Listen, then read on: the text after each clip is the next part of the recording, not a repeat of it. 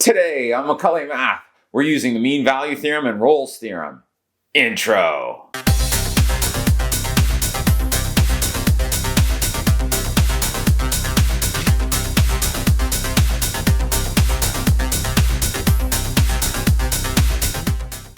Okay, good day. I'm Professor Macaulay, and this is Math 200 Calculus 1, Lesson 14 on Rolle's theorem and the mean value theorem. Our goals for today.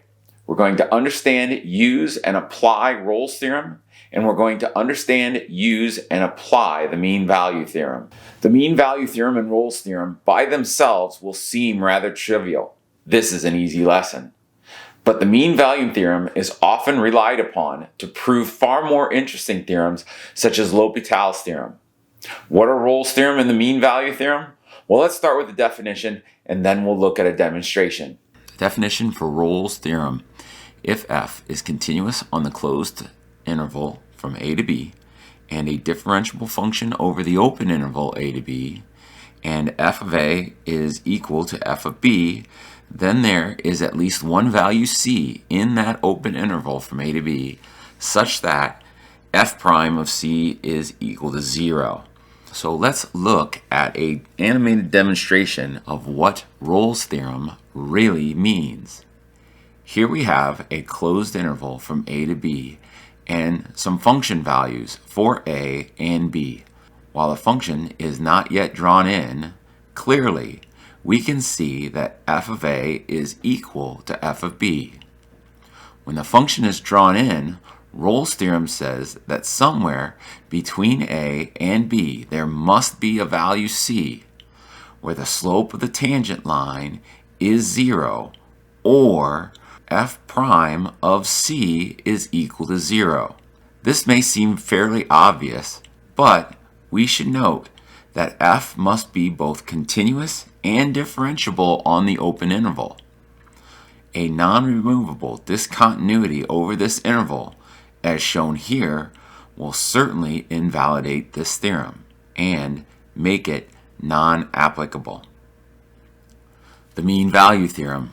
Given a continuous function f on a closed interval a to b and differentiable on the open interval a to b, there exists a value c in a to b such that f prime of c is equal to f of b minus f of a all over b minus a. This result is very similar to the result from Rolle's theorem. Another animated demonstration will allow us to see what this really means. Similar to the last demonstration, we have a closed interval from a to b. With Rolle's theorem, f of a is equal to f of b, but this is not a necessity for the mean value theorem, and in this demonstration, clearly f of a is not equal to f of b.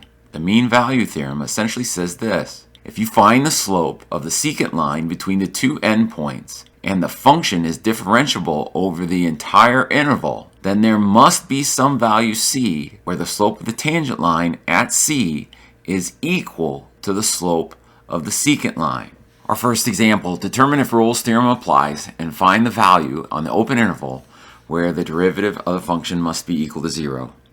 So the first thing we have to do is we have to check to make sure that the function is continuous. We can say that since f is a polynomial,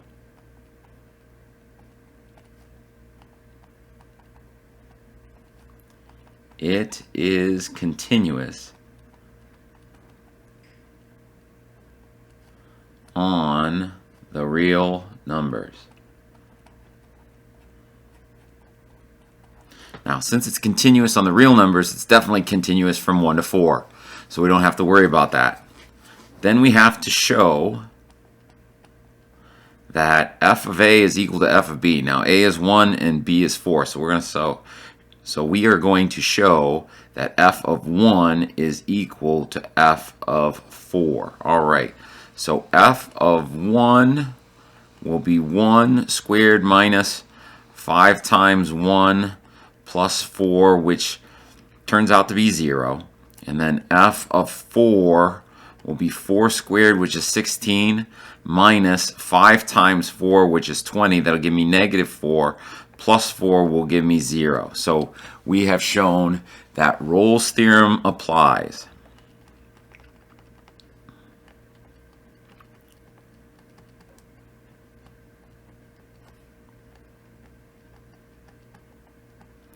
So now we have to find a value for c between 1 and 4 such that f prime of that c is equal to 0. So the first thing we're going to do is we're going to find f prime. So f prime of x. This is a polynomial, so simple power rule on each term.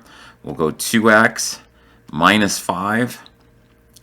And we need to set this equal to 0.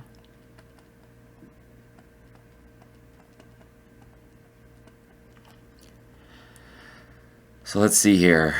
2x minus 5 equals to 0 when x is equal to 5 over 2. Now 5 over 2, that's 2.5, and 2.5 is definitely between 4.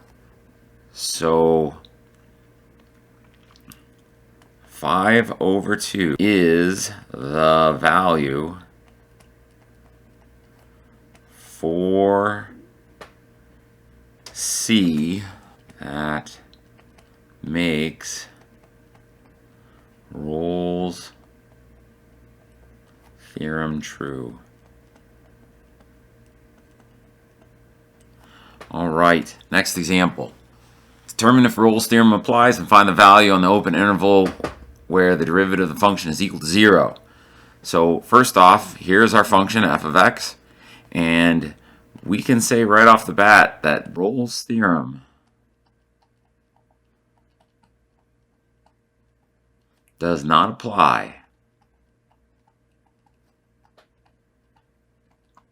because there is a non-removable discontinuity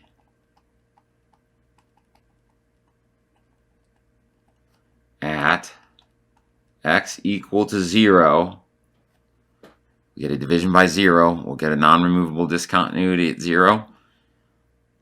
And so Rolle's theorem doesn't apply. So there is no c. Now, could there be a value c somewhere in there? Sure, there could be.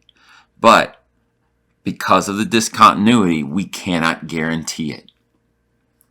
All right, next example. Determine if the mean value theorem applies and find the value on the open interval where the derivative of the function is equal to the slope of the secant line. So the first thing we should say is that since f is a polynomial,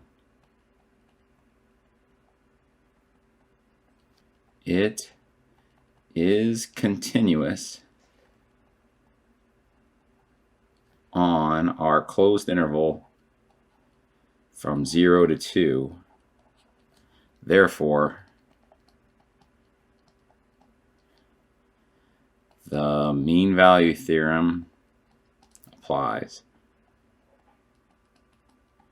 All right, so the next thing we have to do is we have to find the slope of the secant line.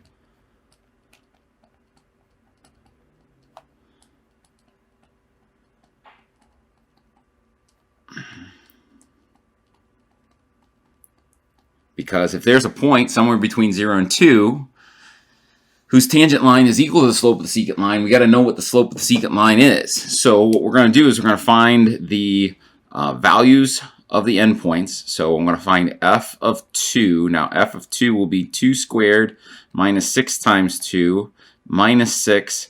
So I'll get 4 minus 12 is 8. Negative 8 minus 6 is going to be negative 14.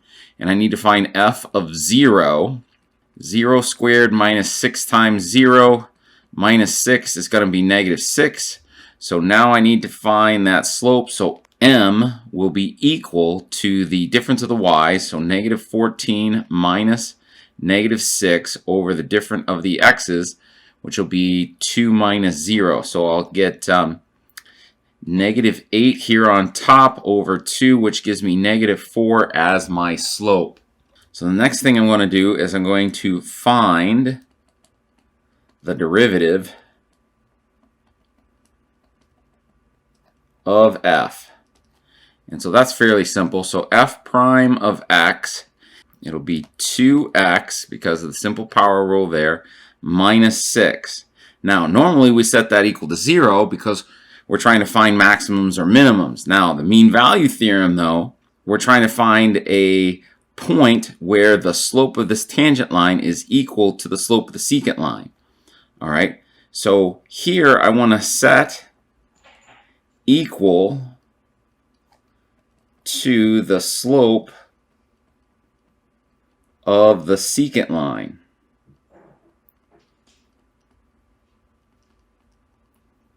And solve for x. All right, so we'll go 2x minus 6 equal to negative 4.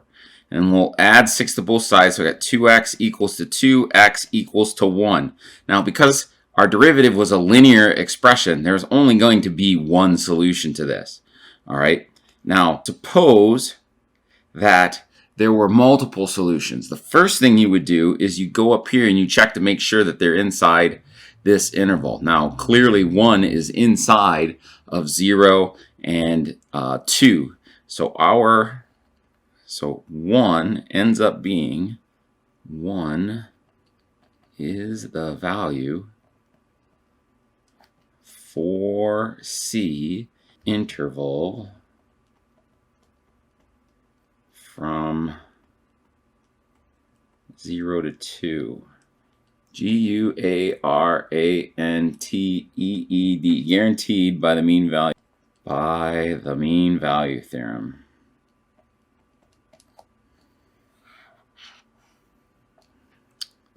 All right, last example. At 9:15 a.m., a sports car traveling at 35 miles per hour. 2 minutes later, the car is traveling at 85 miles per hour.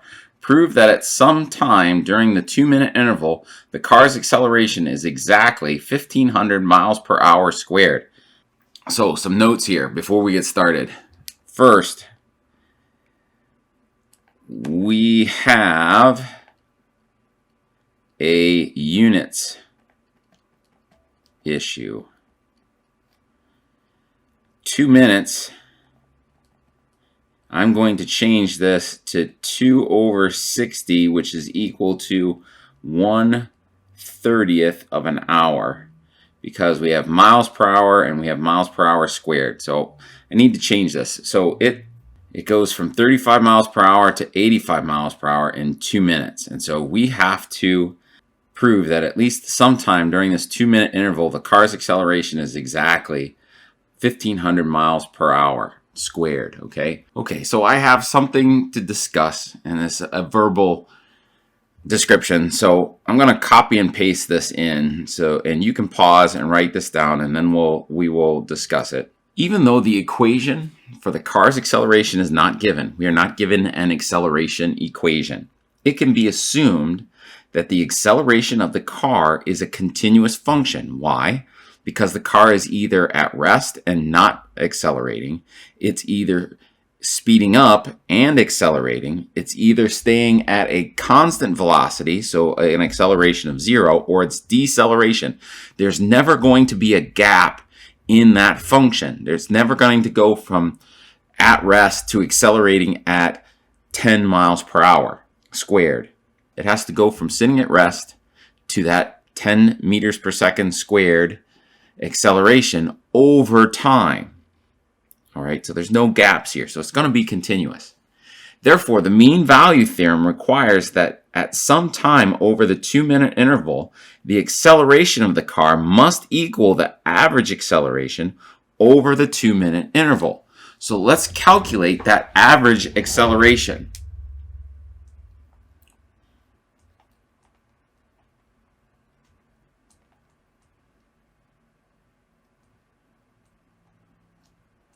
All right, so it goes from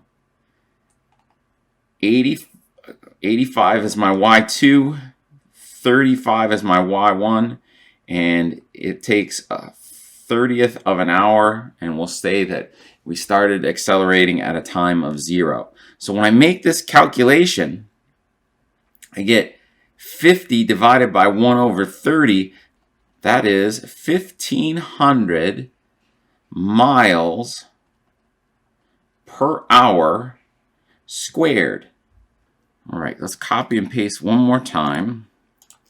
Since the average acceleration is 1,500 miles per hour squared, the mean value theorem guarantees that at some point over the 2-minute interval that the actual acceleration must be 1,500 miles per hour squared. Okay, that's all I got for today, folks. So, the Star Wars fun fact of the day. Dennis Lawson played Wedge Antilles in the original trilogy. He is pictured here as an X-Wing pilot. And his nephew, Ewan McGregor, played Obi-Wan Kenobi in the prequel trilogy. Ewan McGregor is portrayed here. So there is a family connection between the original trilogy and the prequel trilogy. Well, that's all I got for today, folks. Have a good day. Bye.